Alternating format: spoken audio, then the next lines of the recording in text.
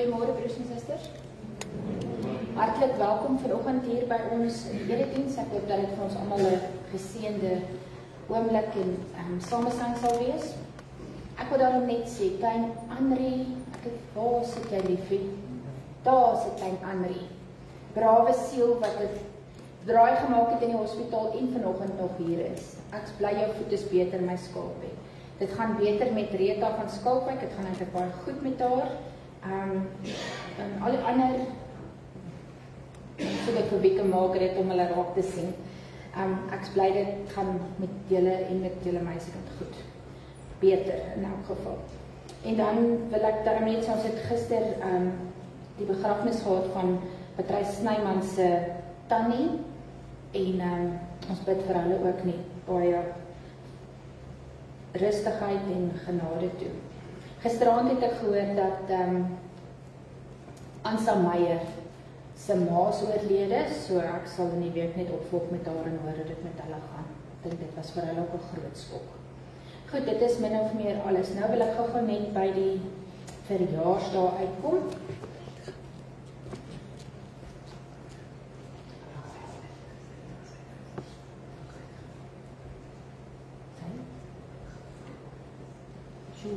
Dankie.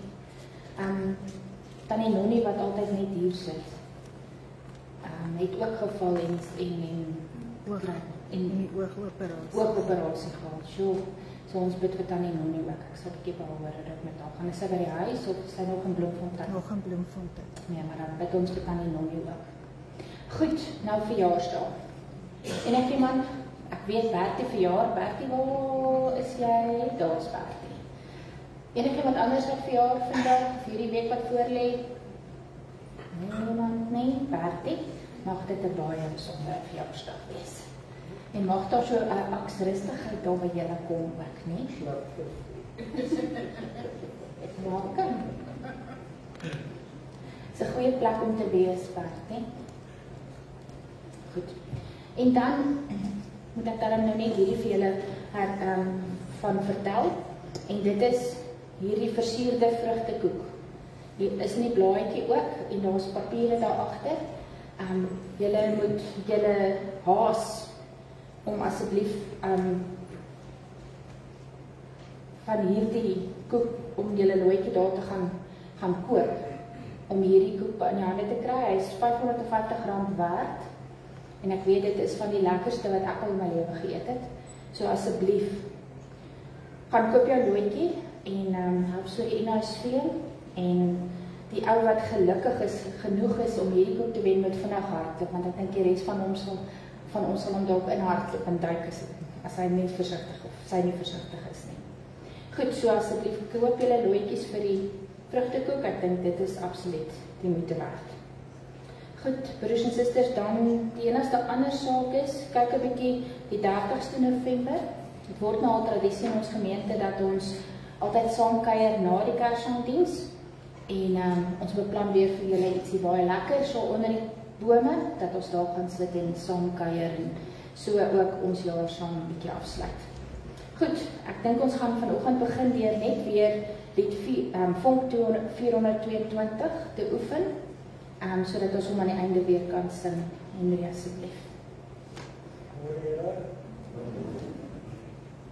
Ek wil net noem, Louise het gepraat van die Kersdiens. Ek het so rukkie terug vir julle gesê, ek wil sommer so ad hoc koor op die been bring vir die Kersdiens, baie eenvoudig.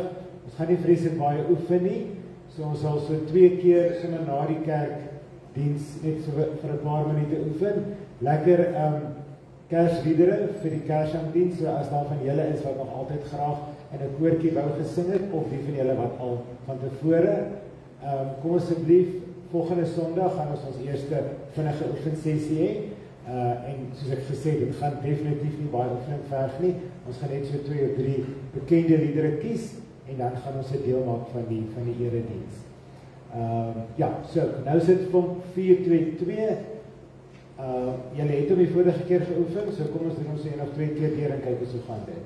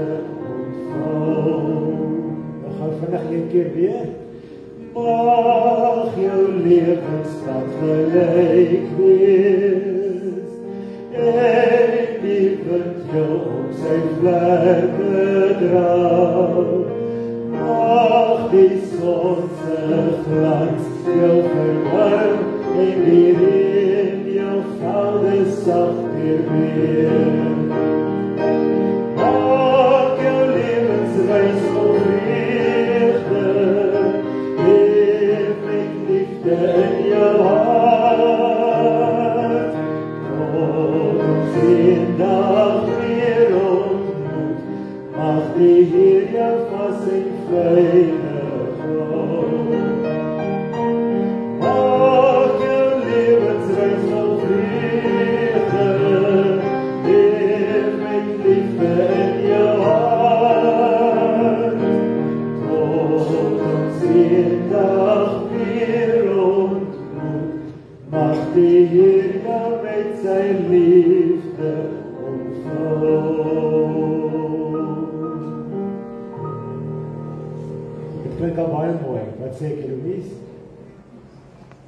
Hy is heeltemal reg.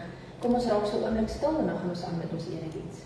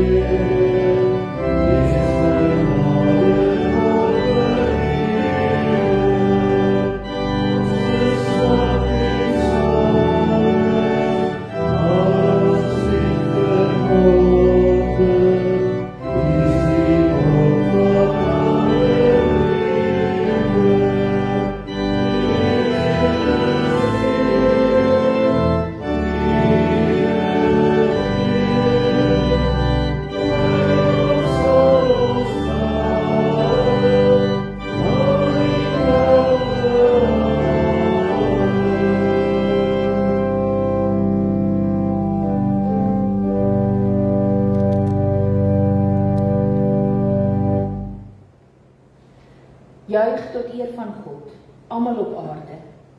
Sing tot roem van sy naam. Gee hom die eer wat hom toekom. Bely voor God, hoe ontzagwekkend is u werk. U mag is groot. U vyande kruip voor u. Alle mense moet voor u buig. Hulle moet sing tot u eer. Hulle moet sing tot eer van u naam. Gemeente, genade en vrede vir u van God ons Vader, van Jesus Christus die Here en van die Heilige Gees.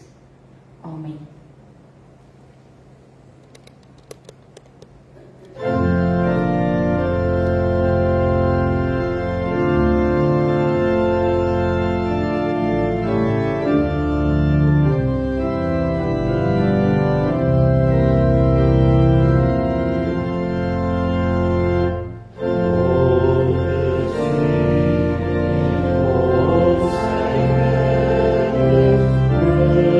Oh,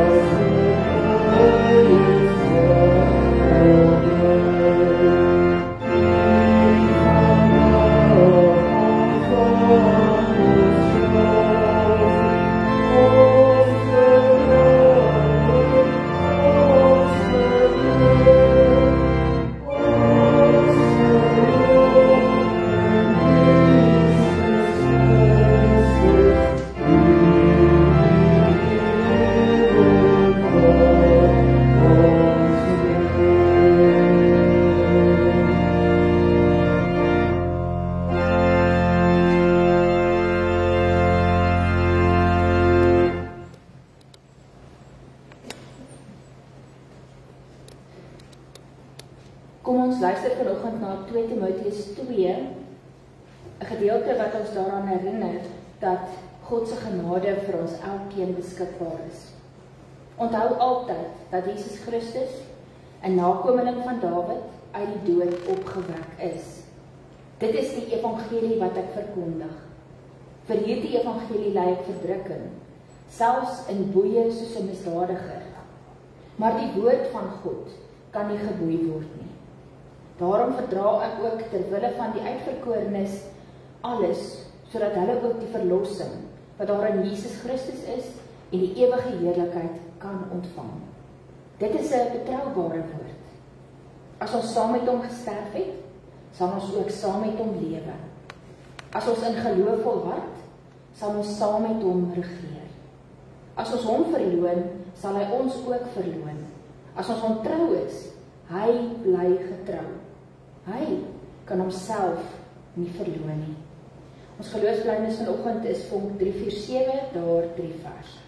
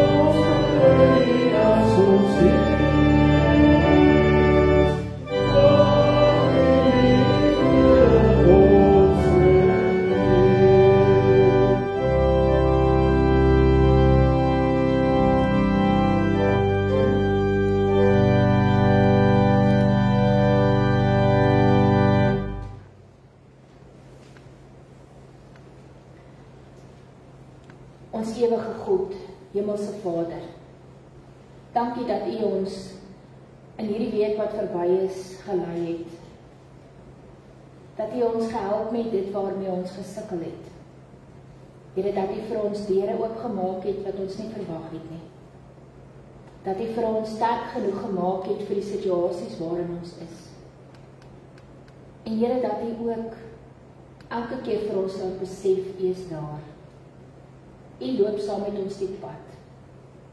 U is die een wat voor ons uitgaan soos 'n herder, wat die oë op ons hou en wat vir ons sorg. Vanoggend, Here, kom ons elkeen met ons eie unieke behoefte. En ons kom staan hier voor U en ons vra dat U deur die woord met ons sal kontak maak en met ons sal praat. En vir ons raad en wysheid sal gee. Daar waar ons elke dag in ons eie situasie besig is. Daar waar ons moet werk en moet antwoorde hê en moeilike situasies in die oë moet kyk. Maar Here, ook hier wanneer ons by mekaar is, En ons moet vra, wat is die wil vir ons? Waarheen is U met ons op pad? As 'n gemeente, as gelowiges saam. En ons vra Here dat U ons sal lei hierin. Dat U ons vrae sal beantwoord en dat U vir ons die wysheid sal gee om te weet wat is goed en wat is reg. Dankie Here dat U ook in die jaar wat verby is so oor ons gewaak het. Dat ons vandag hier vir mekaar kan sê, U het vir ons gesorg en U bly vir ons sorg. En U maak vir ons die deure oop wat ons nodig het om deur te gaan. Ek vra Here dat U vanoggend dit stil maak in ons harte. Ons gedagtes wegvat van dit wat ons tuister en ons laat fokus op dit wat U sê. Dankie dat ons hierdie dinge mag bid in die naam. Dat ons weet U hoor en op die tyd gee vir ons wat ons nodig het. In Jesus se naam bid ons dit. Amen. Ons skriflesing, broers en susters, is 'n baie dalk minder bekend as die Matteus gedeelte. Uit die veldrede, dis ook maar die begin van die veldrede. Maar bekend omdat ons dit so goed ken uit Matteus, Lukas 6 vers 20 tot 31, seën en ellende. Jesus het sy disippels aangekyk en gesê, geseënd is julle wat arm is, want aan julle behoort die koninkryk van God.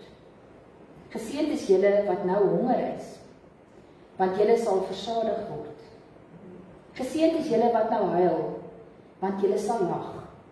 Geseënd is julle wanneer die mense julle haat en julle verstoot en uitskel en julle naam vermy soos iets wat sleg is. Alles ter wille van die Seun van die mens.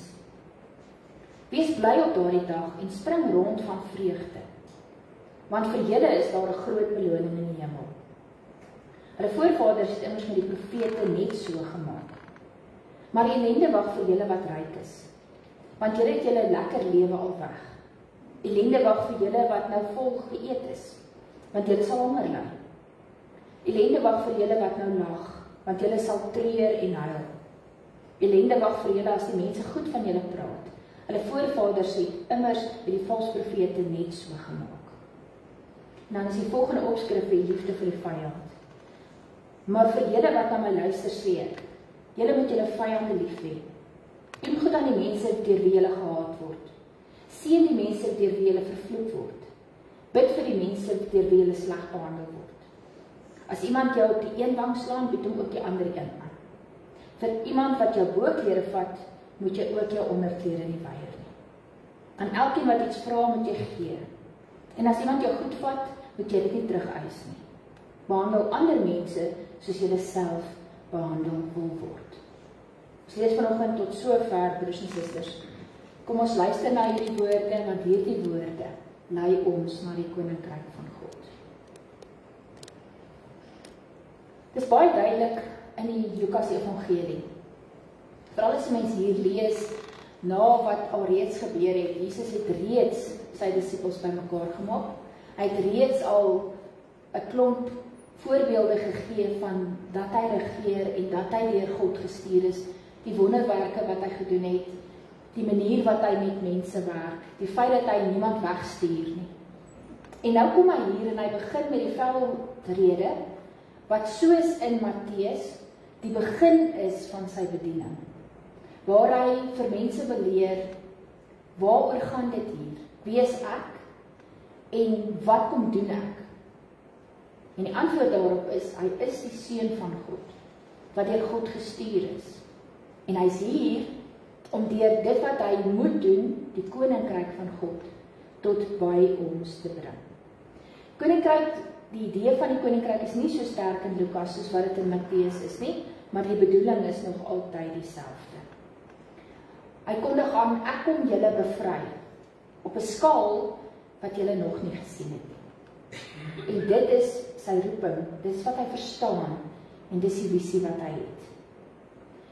En dit is belangrik dat ons vir 'n oomblik net fokus op wat was Jesus se visie. Want hierdie gedeelte vertel vir ons presies wat sy visie was. Hoekom is hy hier? Wat het hy kom doen? Sy visie was om vir ons te sê, hy sien die wêreld al klaar, soos wat dit kan wees. Hy sien klaar hoe die koninkryk hier in ons midde kan werk. En hoe dit lyk as mense deel is van God se koninkryk en werk in daardie koninkryk. Dis sy visie. Dis wat hy vir ons probeer verduidelik. En nou is dit belangrik dat ons 'n paar goed raak sien. Hy praat nie in toekomstige taal nie. Hy praat van hier en nou. Dis die eerste belangrike ding wat ons dadelik moet raak sien. Dis nie iets vir eendag nie, dis vir nou. En wat so mooi is hier in Lukas, anders is in Matteus, as ons Matteus gaan lees, kom julle agter, dis half in die derde persoon geskryf, né? Dit is so algemeen geldig. Hy is nie besig om spesifiek met iemand te praat nie. Gelukkig is die. Maar hier in Lukas praat dit anders. Dit sê julle. En nou kan ons indink, hy begin praat met die disipelkring nie om hom, maar dit gaan baie vinnig baie verder. Hy praat met almal wat daar om hom staan. Almal wat potensieel deel sou word van die koninkryk van God. Almal wat gestaan het voor hierdie oproep om hierdie roeping te aanvaar en deel te word van Jesus Christus en sy beweging en sy koninkryk. Jesus se visie is om vir ons te sê, God sien sy koninkryk so gebeur. En julle is reeds deel daarvan. Sy visie is dat God klaar regeer en dat ons deel kan wees van hierdie beweging, hierdie koninkryk en hierdie vrede wat God bring na die aarde toe.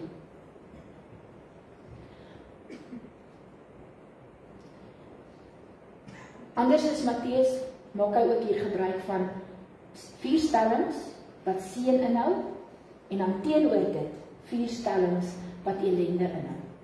En ons moet dit onmiddellik reg verstaan, broers en susters. Die 4 stellings van seën is vir diegene wat hierdie roeping hoor en dit aanvaar. Die 4 stellings van ellende gaan oor die mense wat weier om hierdie roeping te aanvaar, wat nie kan insien dat God regeer en dat sy koninkryk hier tussen ons aanbreek nie. So met ander woorde, wanneer ons na hierdie stellings kyk, dan leef ons met die 4 stellings van seën. Die 4 stellings van onheil is vir ons 'n waarskuwing. Maar hier en nou het dit nie eintlik met ons te doen nie. Want ons het nie die keuse gemaak om ons rug op God te draai nie. Ons het juis die keuse gemaak om in sy koninkryk agter hom aan te gaan en sy woorde ernstig te vat, dat ons deel is daarvan. So terwyl Jesus met hulle praat, is hy besig om vir hulle hierdie prentjie te skets. Is hy eintlik besig om hierdie werklikheid te skep, om vir hulle te sê, nou, hier gebeur die koninkryk van God. Dis nie eendag nie, dis nie ver nie, dis nie eendag as ons in die hemel is nie. Hier en nou is die koninkryk van God aan die gebeur. En Jesus se missie, dit wat hy kom doen het, was reeds aan die gebeur. En so sluit hy nie net die disipelkring nie, en nie net die mense daar rondom nie, maar alle gelowiges oor die eeue en ons hier en nou in by hierdie werklikheid wat hy skep. En ons leef nou reeds, broers en susters, met die bevryding wat hy gebring het, met die genesing wat hy gebring het, met die herstel, met al die moontlikhede wat daar in die koninkryk van God beskikbaar is. Daar die wêreld daar buite lyk nie so nie. En as bitter min van hierdie koninkryk te sien daar waar mense in hulle element is en besig is met hulle selfsug en hulle haat en hulle jaloesie en al die goed wat daarmee saamkom. Maar die werklikheid is dat die koninkryk van God is hier, is nou aan die werk en ons is deel daarvan. Dit wag nie vir ons in die toekoms nie. En dit wat Jesus hier doen is om vir ons die reëls te gee van hierdie koninkryk. Hy sê vir ons, as julle wil deel wees van hierdie koninkryk, dan is dit wat hier gebeur. Dan is dit julle gesindheid en die visie wat julle moet hê. En dan is dit wat julle moet gaan leef tot eer van my naam. En daarom sê hy julle. Gaan kyk maar 'n paar, hoeveel keer kom daar in hierdie gedeelte voor julle. Niemand anders nie, ons, sê hy. En dan verduidelik Jesus hoe hy die werklikheid sien. En dis 'n omgekeerde van wat ons ken en wat ons sien. Hy sê gelukkig is die ouens wat huil en wat swaar kry. Gelukkig is die mense wat nou worstel. Hoekom sê hy dit? Omdat ons hierdie visie het. Omdat ons reeds weet waar ons behoort. Aan wie ons behoort. En nie vaskyk teen die aarde. En dit wat op aarde tussen mense belangrik is nie. Maar verder kyk en die visie van die koninkryk deel. En deel is van dit wat God wil hê ons moet wees. So kry die disippels en die mense van daai tyd en ons vandag 'n kykie in wat God bedoel as hy sê my koninkryk, waar ek regeer en waar my liefde leef. En as ons nou besef, broers en susters, dat ons reeds deel daarvan is, dan is die verdere belofte dat ons eendag volledig deel daarvan sal wees. Ons kry nou 'n kykie in dit wat God bedoel het toe hy gesê het, ek gaan julle red. Ek is by julle teenwoordig. Ek sorg vir julle toekoms. En ons kan maar vertrou dat daardie toekoms vir elkeen van ons bedoel is. Onheil wag vir diegene wat sê dis nie die werklikheid nie. Die koninkryk bestaan nie. Vir hulle wat sê God bestaan nie. Ek hoef nie aan hom gehoorsaam te wees nie. Dis waarvoor die onheil bedoel is. As 'n ernstige waarskuwing vir mense om te verstaan dat God nie speel wanneer hy sy koninkryk vir ons oopmaak en sy liefde vir ons gee, maar ons waarsku dat sy oordeel ook nog altyd daar is nie. As ons het nog net die eerste stuk van hierdie gedeelte gelees, broers en susters. En ons het klaar besef hoe moeilik dit is. Dit is moeilik om te hoor wat Jesus hier sê. Veral die tweede gedeelte wat ons vandag gelees het, waar hy sê jy moet vir jou vyand lief wees. Dit is moeilik om dit te hoor. En dit is nog moeiliker om dit te gaan uitvoer. Wie van ons kry dit maklik reg? Niemand van ons kry dit reg nie. Ons sukkel en ons worstel oor hoe moet ek die persoon wat my die meeste skade aangedoen het, nog lief hê? Hoe moet ek iemand wat ooglopend soek dat ek val en dat ek seer kry? Hoe moet ek so iemand lief hê?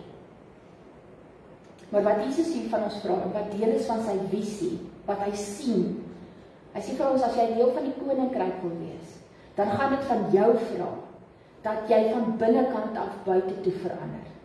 Dat jou wese, jou gedagtes, die manier wat jy dink oor goed, dit wat jy doen, moet alles verander, om aan te pas by dit, wat pas in die koninkryk van God.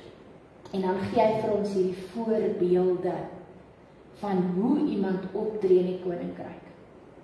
En ek onderstreep juist die woord voorbeelde, sodat ek ons almal kan herinner dat dit nie net hierdie is nie. Ons gaan verander nie hierdie reëls, hierdie goed wat Jesus hier sê, in wette wat ons moet nakom.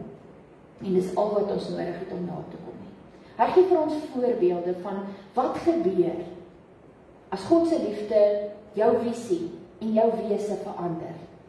En hoe gaan dink jy dan oor die wêreld waarin jy leef? As 'n spreker voor mense staan en daar's 'n gehoor voor hierdie persoon en hy steek sy vinger uit en hy praat met iemand, wat gaan die reaksie wees van baie mense? Die reaksie gaan wees, wie ek? Praat hy met my? En baie keer is dit nogal die reaksie dat 'n ou omkyk, né? Jy kyk of dit nie vir iemand agter jou is wat daar nou mee gepraat word nie. Broers en susters, ek is baie seker, ons het al hierdie ervaring gehad, dat ons gevra het, Here, ek praat jy met my. En hierdie gedeelte sê vir ons, die Here praat met ons. Ek kan nie agtertoe kyk en dink, die Here praat met die ou agter my, of langs my, of iemand anders nie. Die Here praat vandag met my. En as ek vra, wie ek, Here, dan gaan die Here vir my sê, ja,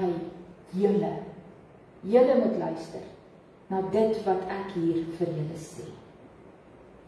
Hier is geen abstrakte beskrywings van wat hy dink die koninkryk moet wees nie.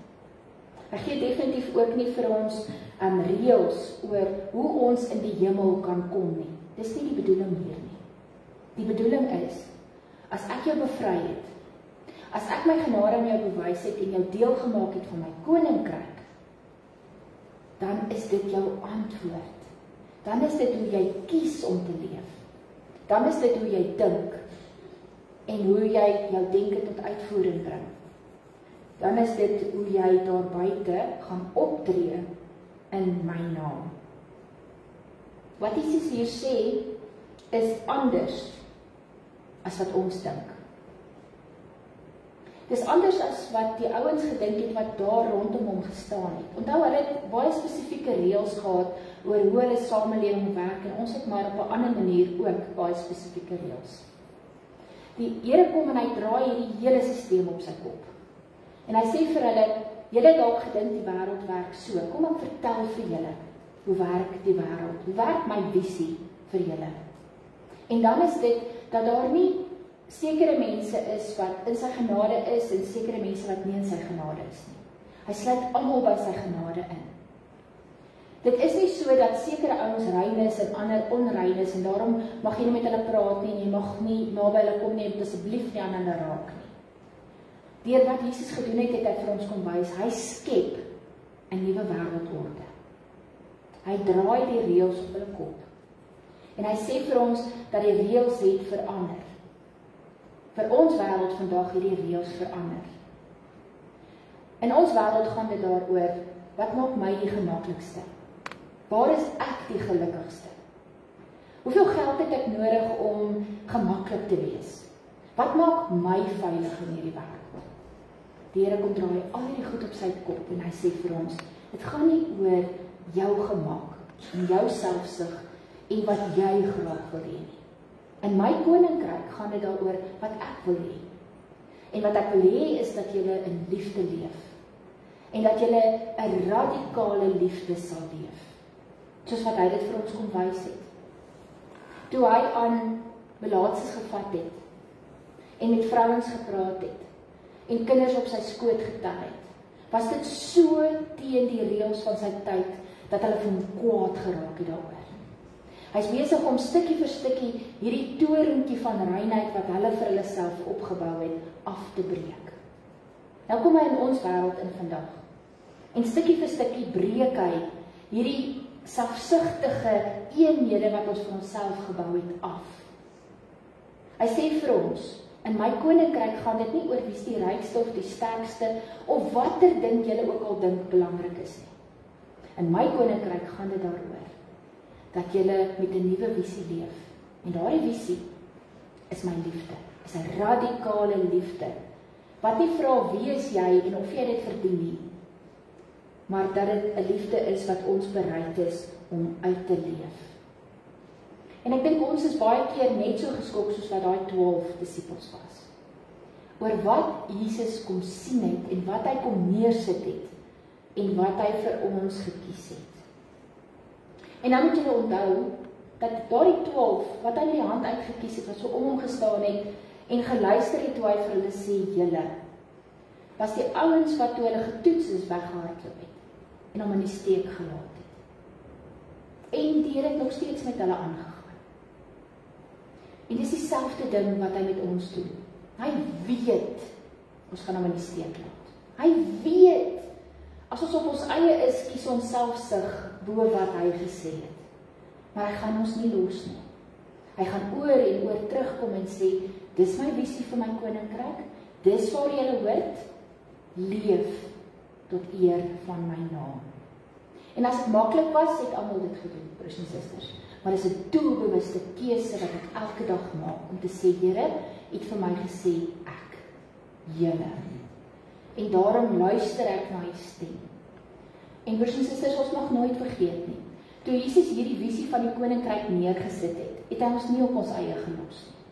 Hy het sy gees gestuur, sodat ons deur sy gees versterk kan word en gelei kan word en met dit toegerus word wat ons regtig nodig het om in sy koninkryk te deel. Ek gaan so 1 of 2 voorbeelde net vir julle verduidelik hier. Hy gee vir ons voorbeelde van radikale liefde. Hy sê, wees vir jou vyand lief. Daardie ou wat jou die meeste skade aandoen. Die ou wat jy die minste in jou lewe kan verdra. Dat jy hom sal vergewe en dat jy vir hom sal lief wees. Die ander voorbeeld is vir my so mooi. Daai ene wat ons nog altyd bietjie misverstaan van as jy op die een wang geklap word, dan moet jou ander wang draai. Wat het hulle bedoel as hulle ou aan die oorkant hom deur die gesig geklap het? Dit was 'n uitdaging. Dit was 'n amper 'n kreet om te sê, ons is nou in 'n geveg.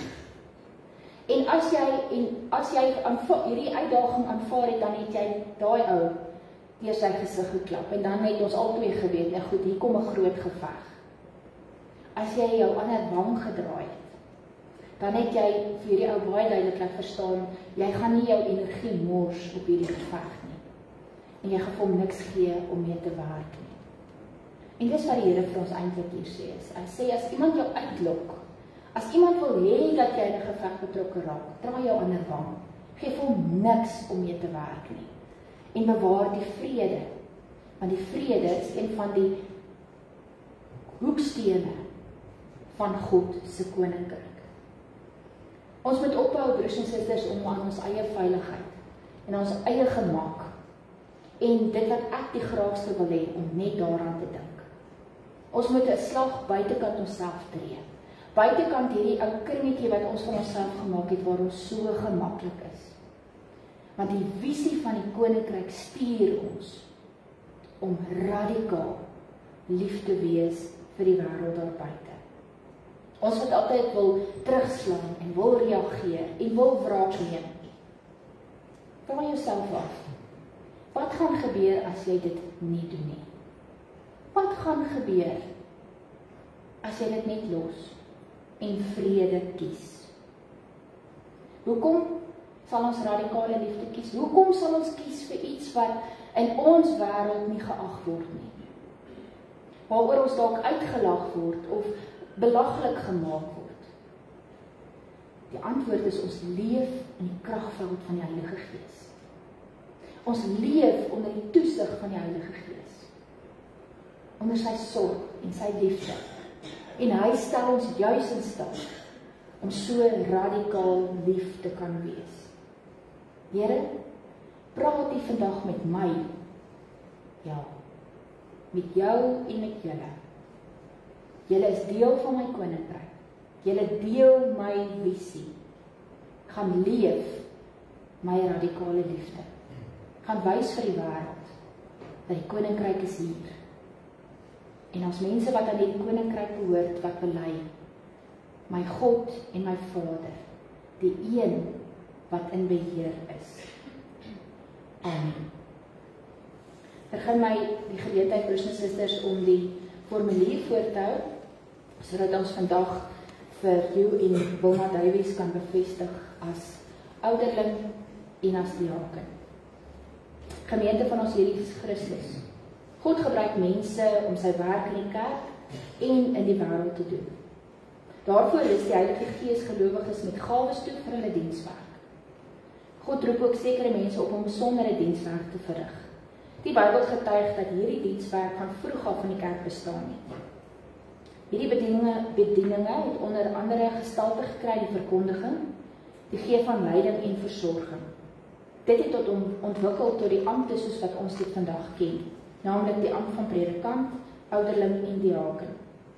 Om hulle amptswerk te verrig, behoort ouderlinge en diakens die woord van God ywerig te bestudeer eredienste getrou by te woon en in toewyding aan God te lewe. Dan gee hulle so oomblik aandag aan die ouderlinge. Soos 'n herder moet ouderlinge met hulle dienswerk die gemeente voorgaan in geloof, met liefde versorg en oor almal se leer en lewe opsig hou. So begelei ouderlinge die gemeente om hulle lewe aan God te wy. Die ouderlinge se dienswerk behels om die predikant te ondersteun, die gemeente te begelei en te bestuur en om middele te vind wat die voortgang van die evangelie in die wêreld bevorder. Deur hierdie diens van ouderlinge rus Christus die gelowiges toe om mee te werk aan die opbou van sy liggaam. Dan oor die diakens die volgende: uit dankbaarheid vir die liefde en genade van God in Jesus Christus reik ons uit na mense. Diakens moet die gawe hê om nood in die gemeente en gemeenskap raak te sien. Hulle behoort ook middele te vind om hulp te verleen en die gemeente aan te moedig om mekaar en ander se laste te dra. Hierdie versorging gaan altyd gepaard met die verkondiging van die evangelie van liefde en hoop. So word God se barmhartigheid in die wêreld sigbaar.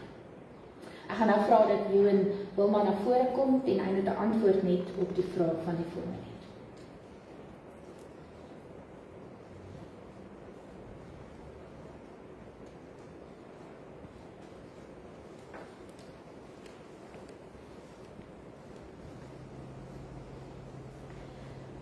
Antwoord vir my op die volgende vraag, heerlik.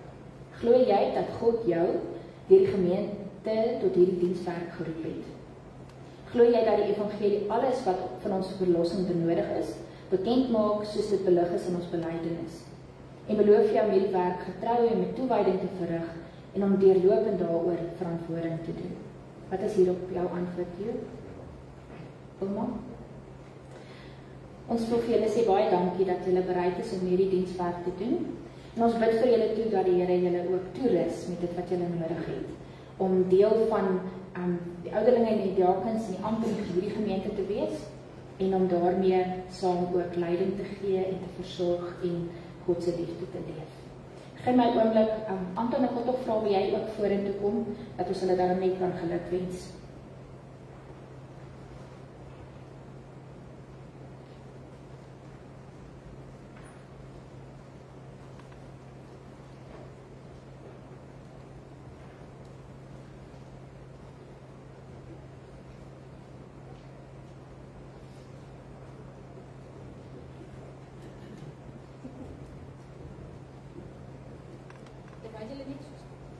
Kom ons sing hulle toe, broers en susters, die seënbede, dit is die 304, die 3de vers asseblief.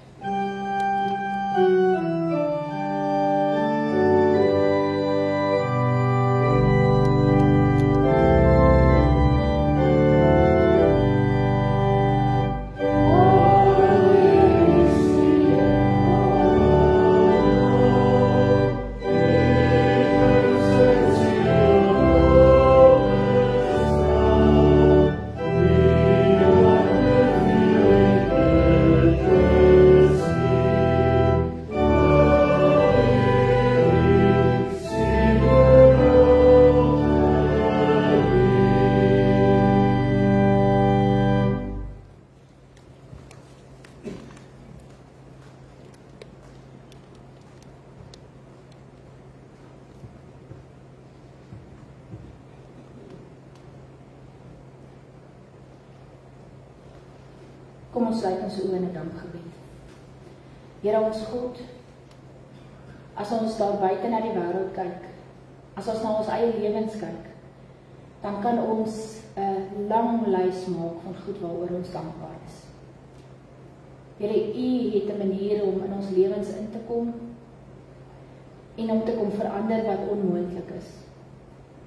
Om te kom raad gee oor dit waaroor ons radeloos is. Om uitkomste te bring as ons al opgegee het. Dankie Here dat ons U so in ons lewens kan beleef. Dat ons kan weet U hou U oog ook oor ons gemeente.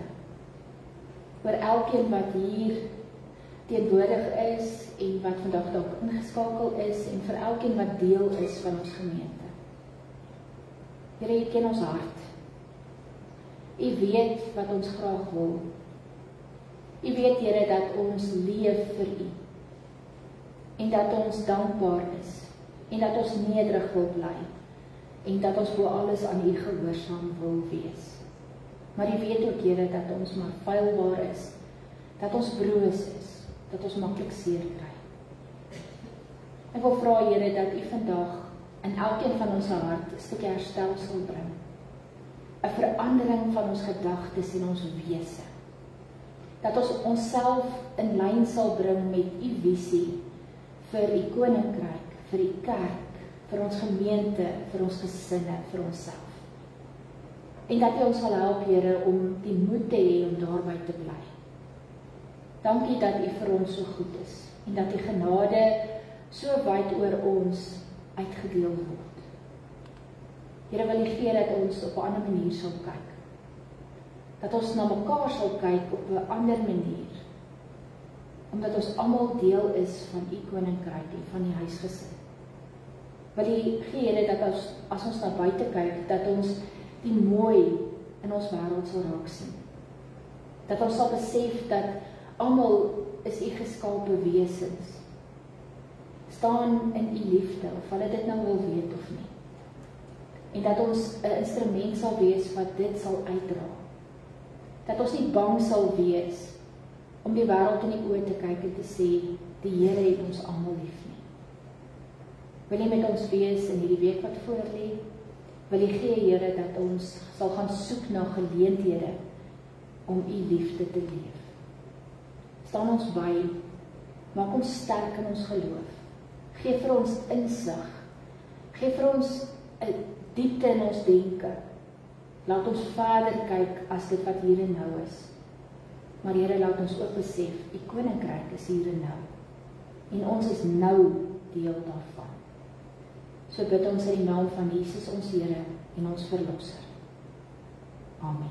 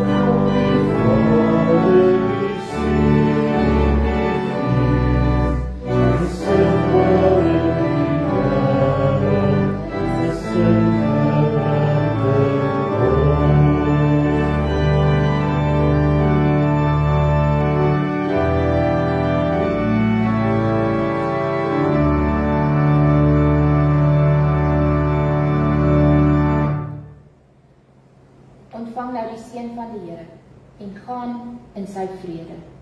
Die genade van ons Here Jesus Christus, die liefde van God en die gemeenskap van die Heilige Gees sal by julle elkeen wees. Amen.